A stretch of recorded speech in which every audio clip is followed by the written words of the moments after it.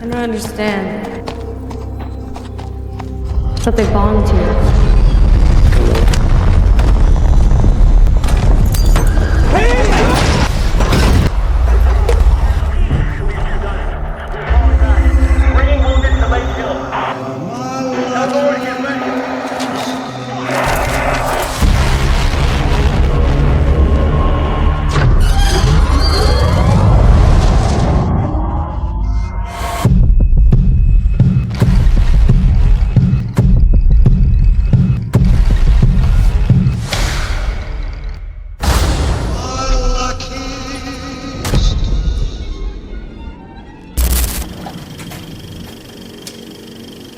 What the fuck is wrong with Seattle? They're in the transit tunnel.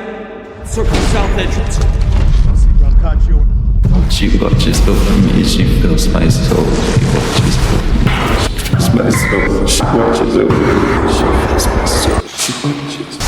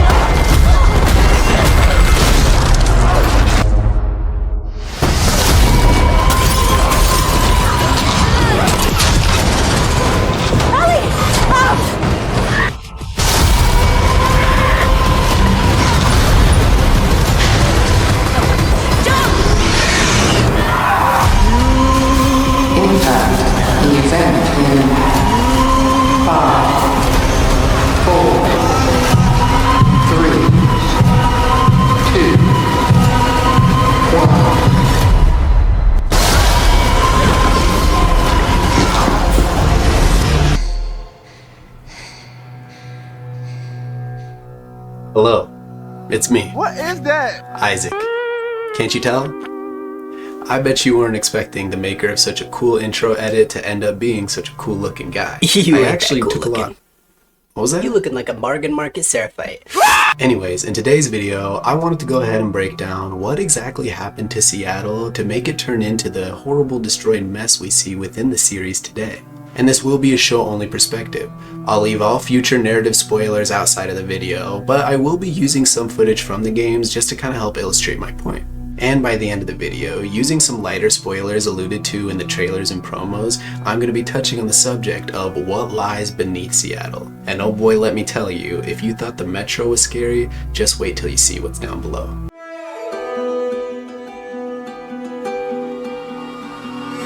We'll go ahead and start pre-Outbreak. Seattle is one of those major cities located in the Pacific Northwest. This corner of the United States was one of the last places developed during the westward expansion, with Washington State itself being sort of a last bastion for nature's beauty and nature lovers altogether.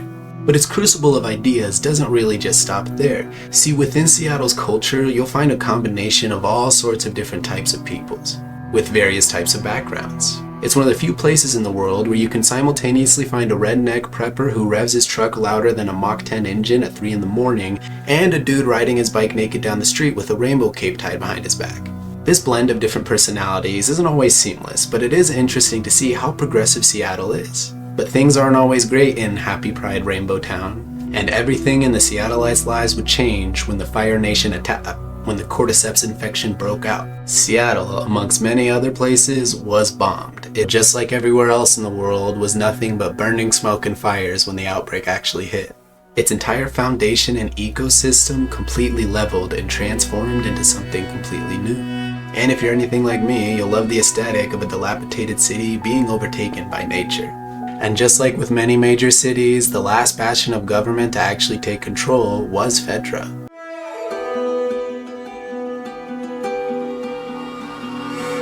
An example of how ruthless Fedra could be would be in the fact that they took away its citizens' rights to vote, presumably because democracy made total control and resource management a little bit hard. But what makes them a little more malicious, and is a prime example of how Fedra mistreats its citizens, is the fact that they started teasing all these citizens, calling them voters, literally rubbing it in their face that they have no rights. This point is alluded to in Isaac Dixon's introduction. During this conversation, you can see just how hostile people treat each other in this world, and in Seattle specifically. Greensburg is a character these Fedra soldiers kept referencing and saying that they had voters lined up on a wall because they were disseminating pamphlets. And notice just the pure lack of empathy. Not only was he wrong in his initial suspicions of these voters, but he also continued to mock them post what actually went down with Greensburg. And what went down with Greensburg was straight up physical abuse. And you could see people like the new recruits are very nervous and very scared, but just trying to find a comfort in that sort of social environment.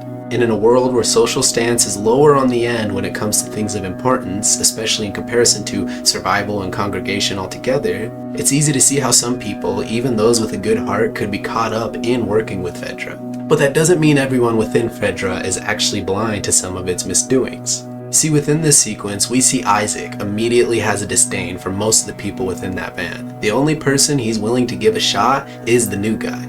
Everybody else, him seeing as a lost cause. Because you're all Greenberg. Isaac being confident in the betrayal of his fellow soldiers, being a sergeant altogether, is very indicative of the WLF and their faction's mentality as a whole. While we don't necessarily have a full idea of the actual founders of the WLF, you can tell that Isaac Dixon and the woman being played by Anna Bubeck are actually going to be the ones to sort of get the wolves to the state that we see them at currently in the series. And the state we see them currently at is a ruthless one.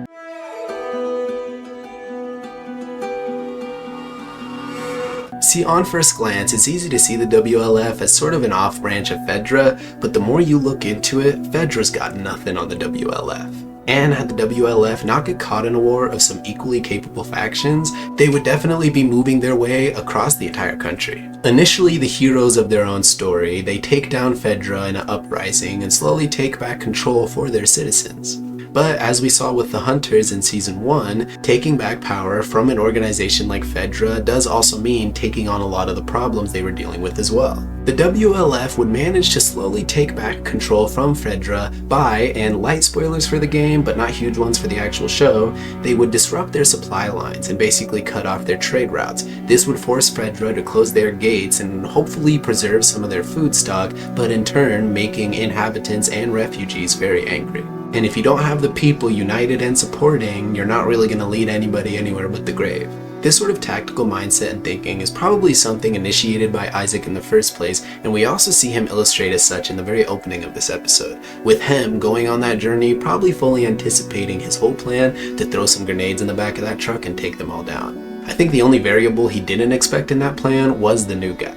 But this also indicated to us that Isaac was someone who did have a heart, who did look out for people who were innocent, and genuinely just cared about the citizens, as Fedra should have. So how did we get to the point now where Isaac seems to be a ruthless killer and is straight up torturing someone in the hopes of finding out information?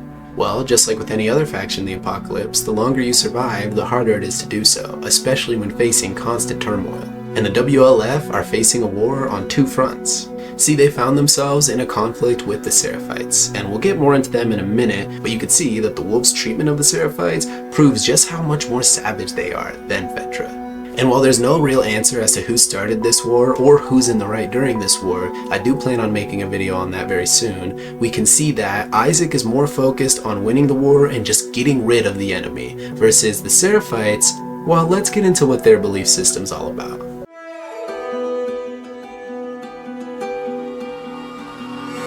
So let's go ahead and get into the Seraphites. The Seraphites are one of the most interesting factions in the Last of Us franchise. What we find here is a culture that seems to be attuned and working alongside nature, a culture that doesn't really have too much resources to work with, mostly using bows and arrows and maybe a lever action rifle, but they seem to carry another very dangerous weapon alongside them, and that is faith.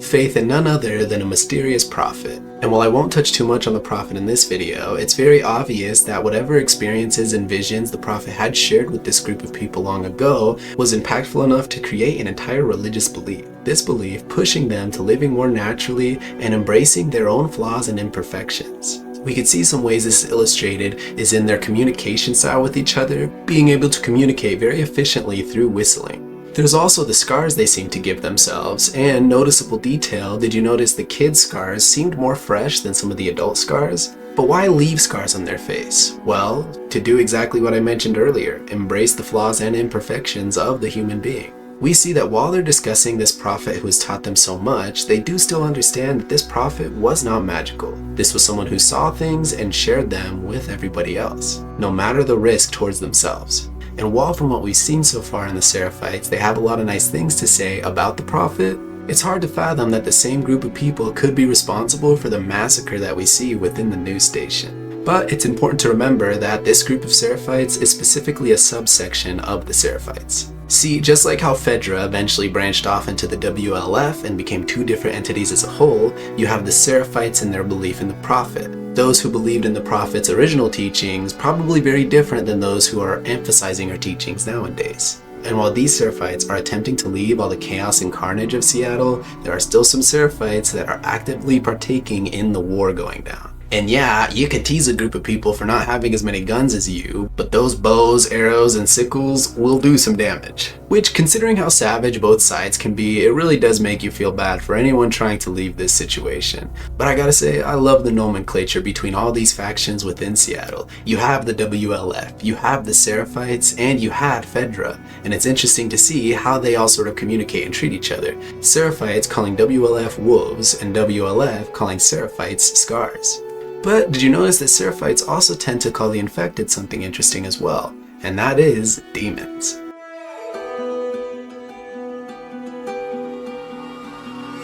So now we'll go ahead and get into a little bit of light spoilers in referencing shots from the promos and trailers, as well as alluding to some things from the games, but again, nothing major. Throughout the series, we've seen that this infection does have an evolution to it. What starts out as a fungus eventually gets someone infected, and in the initial stages of being infected, you are a runner. This then could turn into a stalker, which eventually could evolve into a clicker, and after enough time has passed, eventually we get the result of a bloater. Conceptually, this basically means that the fungus will utilize the host to congregate together and continue to grow and expand in different ways. And how does a fungus grow and expand? Damp, dark, wet areas, which leaves Seattle and everything beneath it ripe for some cordyceps chaos. As we can see just in the sheer amount of infected in that entire metro sequence, it's very dangerous to go deeper and deeper underground in an apocalypse like this, because most chaotic outbursts of the infected emerge from underground. So it begs the question, what happens when you begin to dig a little deeper? In the promos and trailers for Season 2, we can actually see them referencing going down into the basements, which in some cases, depending on the building, can go pretty darn low. And in some of these shots, we can even see that this fungus has grown to the point that it's taking over the entire hallway. Interestingly enough, another shot we get in the trailers, specifically the trailer for episode 5 of Season 2, we get reference to some chaos and carnage going down in the basement section, and that the infection can survive in the air itself. And I'll leave it with this. If the infection grows and the longer an infected person is infected, they keep spewing more and more of this mushroom-like fungus, then it does beg the question, what happens to those who were infected on the very first day of the apocalypse and never put down? And what would they look like today?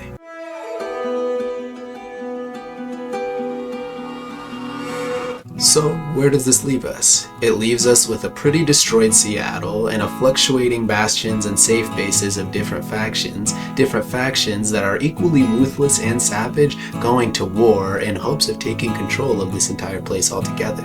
But while two of those factions are hoping to utilize its resources and presumably build a better world for themselves, one faction is simply hungry and seeks to spread itself amongst the entirety of Seattle. So while most people left Fedra to join the Wolves, and some people leave the Wolves to join the Seraphites, at the end of the day, the infected have the easiest drafting process on their side. There's no telling who will win and reign supreme at the end of this entire conflict, or what winning will actually even entail.